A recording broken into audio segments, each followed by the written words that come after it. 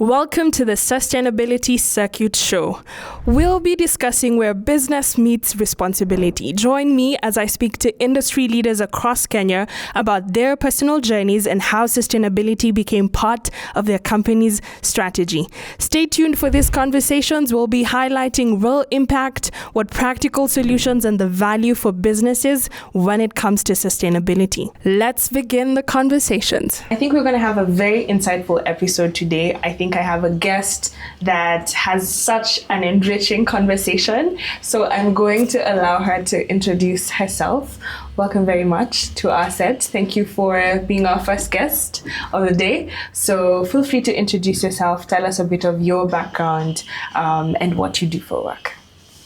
Okay, thank you for having me as well. My name is Rosalid Rwaru. Rosalid Rwaru. I'm the head of sustainability at Bio Foods. Bio Foods is a premium dairy company, and I have to just throw it in there that we're B Corp certified, and we're the first ones in the food industry to be B Corp certified, which is a global sustainability standard. Other than that, I also man the safety affairs of the company. So that means on a day-to-day basis, I talk to people, handle people, figure out what's working and what's not working for them. Once in a while, I hang out with the farmers because they are our main suppliers. And yeah, that's basically what I do for the company. This is this is quite the chill, for lack of a better word. Yes. So allow me to kick us off. We are hearing you as head of sustainability. I want us to paint a picture.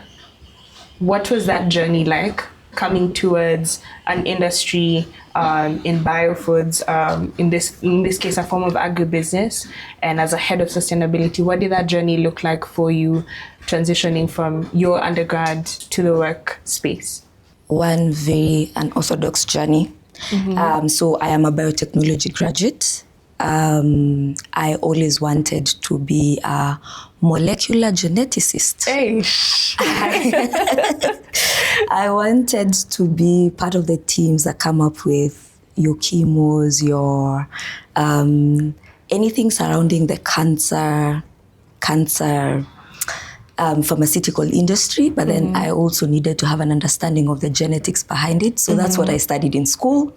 And fortunately or unfortunately for me, I never got a job in that line. And I told myself that I will settle for any lab, whether it's a food lab, a chemistry lab, whatever kind of lab that was.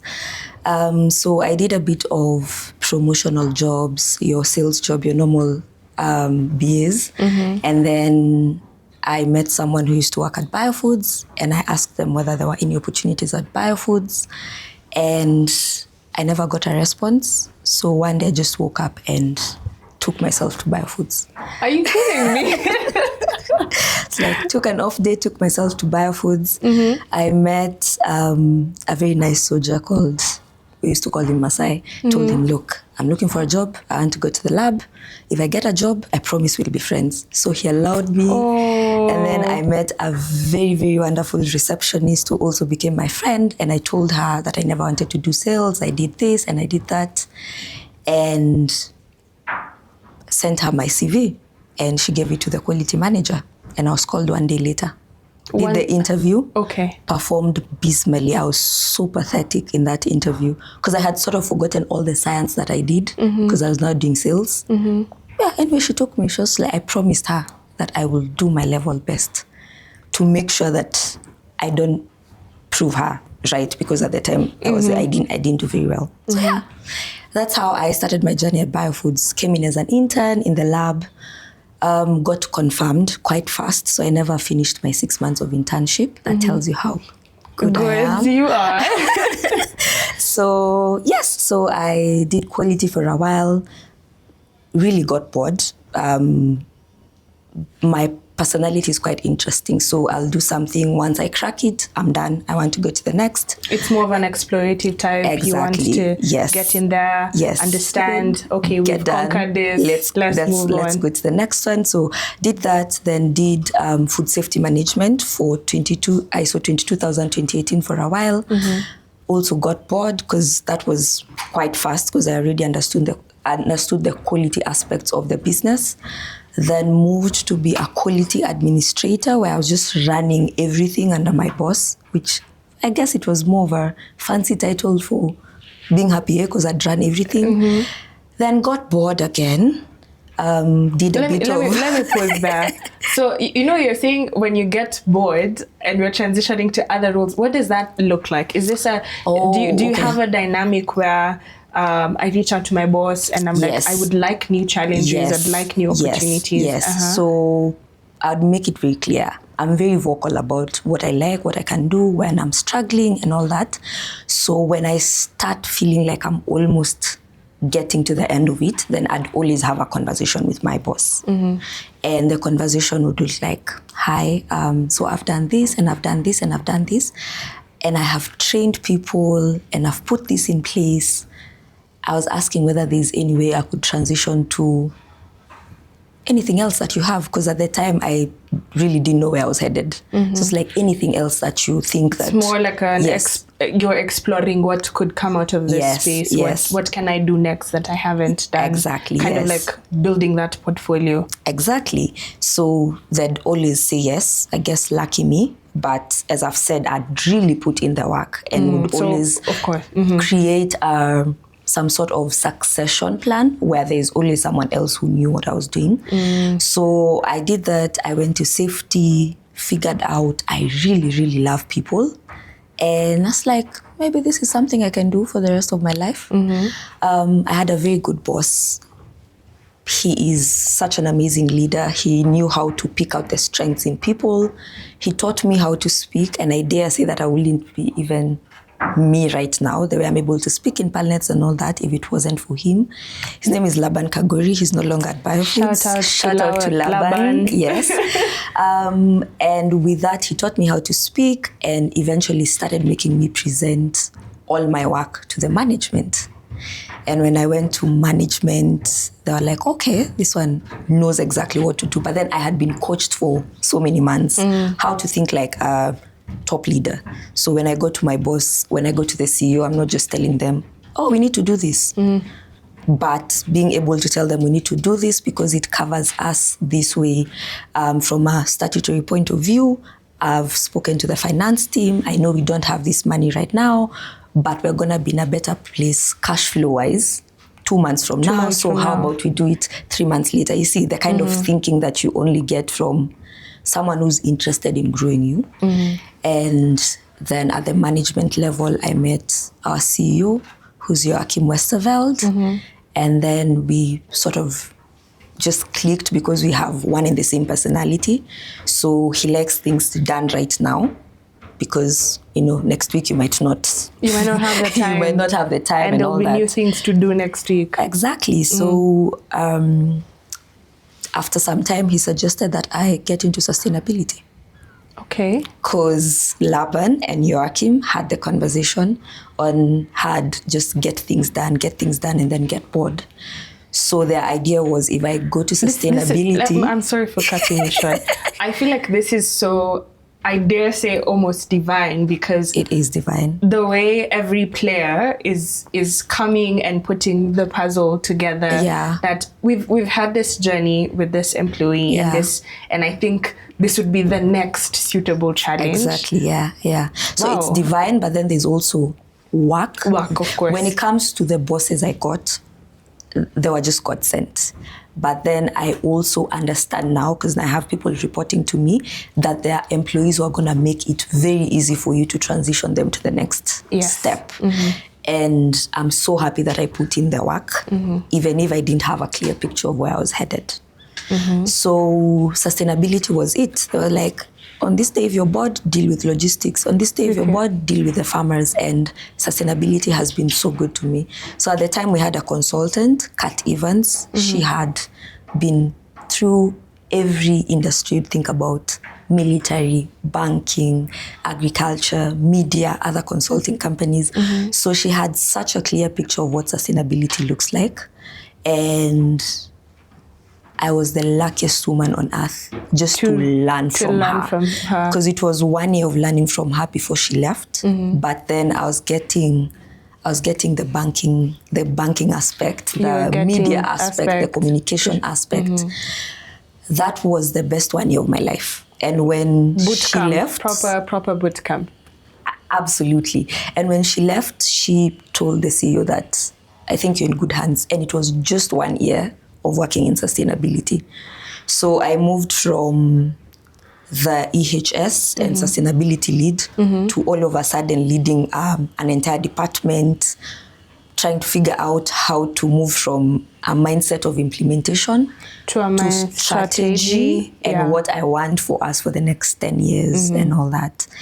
And that's how I'm here. So I have literally walked on the shoulders of just amazing human beings who I owed nothing. I hope you're giving them their flowers. We will be giving them their flowers. Yes, so they're just amazing human beings. I still work for Joachim and with Joachim. I'm still very good friends with Laban. And you know what? Maybe I need to call Kat and just remind her how dope she is. Yeah, I think at this point you need to give everyone their flowers. Yes, so that has been my journey to this place now. I don't know why you call it unorthodox. For me, I think it's... I don't even know how to say it. It's like game theory where things kind of fall in place based off the moves that you make in step one, going to step two. I'm hearing conversations of a very vibrant working environment, a company that is not just thinking of products, of course, but it's also thinking around safety, thinking around their sustainability.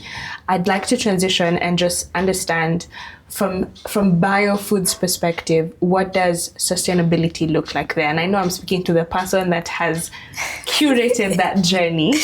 What would you say are some of the core objectives for Bio Foods when it comes to sustainability? And how is the consumer market interacting with some of those outputs? Because I know a lot of what you do is not just for your internal stuff, but is also for the people that buy your products, for your suppliers. Exactly. Paint a picture for us. Sustainability is embedded in everything, from the farm to the delivery of the products in the market. So the easiest way and the best way for me to summarize this, which is a story I give all the time, is a phrase we say, grass to glass. So from the time the cow is taking the grass to the point you pour your milk to the glass. And the idea is there's one aspect when it comes to sustainability that's easily forgotten, which is usually the profit bit of it. And our idea is that we can do good farming. We can train our farmers to do good farming that's good for the planet, but one that also makes sense financially to them.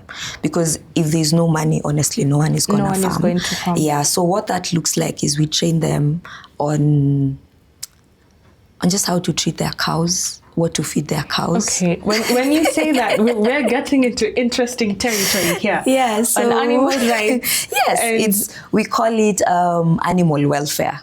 So we have a document that's called Bio Stewardship Standards, and there's animal welfare, there's human welfare, and then now there's the environmental bit of it. So it does not make sense if I'm gonna train you how to treat your worker well and not treat your cow properly, because believe it or not, cows have emotions. Okay. And they catch up with the milk production. For real? Yes. Is this scientific or this is our scientific. Nice feel good? No, it's very scientific, and we've tried and tested it. Yeah. So you talk to a farmer and the cows have been sleeping on the ground and there are rocks, and the milk production is not very nice. So you talk to them and you convince them, oh, by the way, you can create a makeshift bed made out of hay. And the cow starts sleeping there, and all of a sudden the cow is producing more milk. It doesn't keep kicking you all the time. This is so interesting. So a happy cow is equal to a happy farmer, because the money is coming in. It's coming in. Such things, and how do you dispose your waste, your veterinary waste from the farm? Where do you need to throw it away? whom do you need to give, the right people, making sure that we bring quality milk to the company, and whether we have the best machines, whether we have the best technical team at Bio, we will never bring you a quality product if we don't make sure that the quality starts from the farm. Oh, this is so good. So that's where sustainability is embedded everywhere. So from how we teach the farmers to deal with the cows, and then how we transport the milk, so how we train the drivers. Look, this is how you put this milk from this person's tank. The transportation. Yes, we handle our own fleet. So we have control of how we clean, how we rinse, the jacketing of the tanks, because the milk has to come cold. Very, very chilled at usually 3 to 4, which is very good. How it's processed in the factory, the quality of that. So such a trained quality team, and I can say that because I have worked in the lab. I've also worked partly in production. So also that. So how do you use your water? So how do you use your water while still producing a quality product? How do you store your product while making sure that you're also by the end of the day, it's quality, and then the people in the chain. So our farmers are paid well.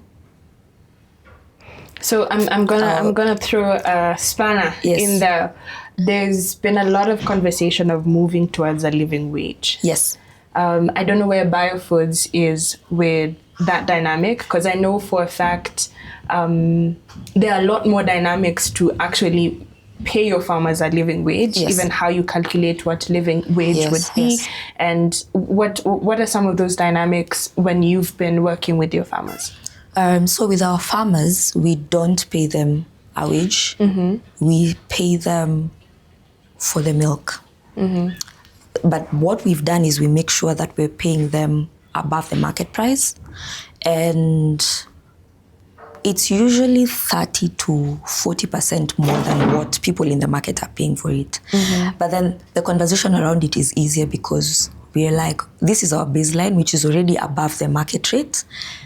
But then we teach them how to make sure that the milk is even better. So there are certain parameters that we test. Your butter fat, if your butter fat is past a certain level, there's a bonus. If your aflatoxin is quite low, there's a bonus. If your milk has the right amount of fat, then there's a bonus. So there's a flat rate and extra shillings on top of it with regards to the parameters. So with that, it encourages them to produce better quality milk, but then we're also not just telling you to produce it, we are willing to put the money in that.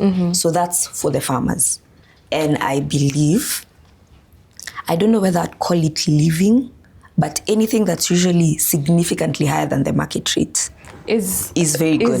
Is very much appreciated. And and I think I'm very passionate about agriculture. So just listening to you today, it's just been like gems on gems on gems on how companies can actually steward the conversation of sustainability, and not just from a conversation, but even a resource point of view, and even systems that allow farmers to kind of transition to that kind of farming practices. I know you've talked about the opportunities. From an implementation point of view, what are some challenges that have come with organizing this ecosystem? Because again, there are so many moving players and partners, both internally and externally. What would you say has been a key challenge, and how Biofoods has sort of thought around navigating it and solving that? That's a good question. I'm just going to take you back a bit and mention that every employee in Bio is paid a living wage, because there's a system that's already working worldwide for calculating living wage for certain cities, for certain countries. And as of yesterday, or today in the morning, the living wage is 109 or 114 more than what is gazetted as the minimum wage. So that's for the employees. When it comes to the challenges, I think I would summarize all my sustainability challenges as data. The lack of it, or the lack of cohesion of it, it's just around data. If I want to create a sustainability strategy for any organization, where I'll start is, let me see what you're doing. If that organization hasn't put everything in place, I don't know what I'm working with. Then now we have to go back and create a structure of how do we measure, because you can't ever change anything that's not measured. Yes. If you're not measuring it, there's no way around it. There's no conversation around how we so mine has just been data. And from a farmer's perspective, that's actually very challenging, because someone is running a very big farm, but then you want to ask them questions like, how many cows do you have? That's very obvious. So how many milking cows do you have? It's like, at what point? At what point? Yes, at what point in month 1, in month 12, which data do you want? How much milk are you producing? Very nice. They will know that. How much milk are you producing per milking cow? That's a whole other even challenge. At the point of collection, I mean, at what point am I collecting this data within the cycle of farming? Exactly. So, and even in the organization, there are nitty-gritties, because I want to have us certified as carbon neutral, but then we need to go back, calculate our carbon emissions. Scope 3 is crazy. Scope 1, Scope 2, that's easy. Scope 3, very crazy. Because one of the questions you'll be asked is, oh, so you imported this. Okay, so how did it come? Air freight, shipped here, and someone is gonna go deeper and ask you, which ship? I'm not in procurement, so this space has just taught me to know, to just ask the right questions. So, and I believe that this is the challenge that everyone in the sustainability space is not, unless you just want to give a random story about sustainability. And yes, if you want to give a story, you can. If you want to have KPIs and all impact, that, data is very important. Which brings us to the next part of this conversation. Are there any tools that you have explored in the market that have kind of assisted with data management from a biofoods perspective? Yes. So one of the things that made it really easy was just having a more comprehensive ERP systems. So what's happening in the market these days, all the big ERP systems that you know, are realizing that people are moving more and more to try and get their sustainability data in one place. And there's no better way than having all those things, all this data in the same ERP system, where if you have imports, that's where they're received. If you have production, that's where your bill of materials are. So it makes sense to have them have a module on sustainability. But then even then, there's a lot of conversation that goes in between you and them to make sure that you have the right thing. But that has helped, because it's very easy to retrieve data. It's very easy to do that. But there's still an aspect of it that's not covered, which is usually waste. So what factory waste is coming out? How am I able to put that together? How sure am I that what I say in this February, the traceability of it? Yes, exactly. So that's still a bit pending, but with everything else, that's usually covered by the ERP system. Yeah. This has been insightful. I have so many follow-up questions. I definitely feel like we'll have you back for another episode in season 2. Yeah. But right now, I want us to bring us to a close. I've had such an insightful personal journey. My question is, to the Rosalid 10 years ago, if you were to talk to her today, what's that one takeaway you want her to remember? You're not thinking about it, or this is advice I would give you 10 years ago. To learn how to say yes faster. As someone who likes to plan, sometimes I overthink a lot. And so many of my things have really worked by just saying yes. Of course, not to anything illegal or criminal. Just when people give you opportunities, and when someone sees you and they ask you to do something, appreciate that they went through their thought process and were like, this person can do it. And instead of saying, let me think about it and then I'll get back to you, I will tell myself to say yes, and then go figure out how it's done, And if I'm stuck, then I can call back and say, I said yes, I've been trying to figure it out, but I'm unable to. And people will hold your hand. So I will say yes. Like now I will say yes in all anxiety. I'll just like, I'm so anxious, but the answer is yes. But the answer I will is yes. figure it out. That's what I've told myself. The overthinking is... It's neither here nor there. Just go in. The worst that can happen is you do some mistakes here, then you learn fail, from them. Or they'll tell you no, and you'll still get no's, even if you overplanned sometimes. So yes, that would be it for me. That is advice I'm also taking for myself. We've come to the end of this episode. This was so insightful, especially your personal journey. I think has inspired me. I don't know why you keep calling it unorthodox. For me, it has definitely inspired me. I want to close with a parting shot. What can we look forward to for biofoods for sustainability in at least in the coming years? Hopefully we'll still have you as the head of sustainability. There's so many things, but let me pick one.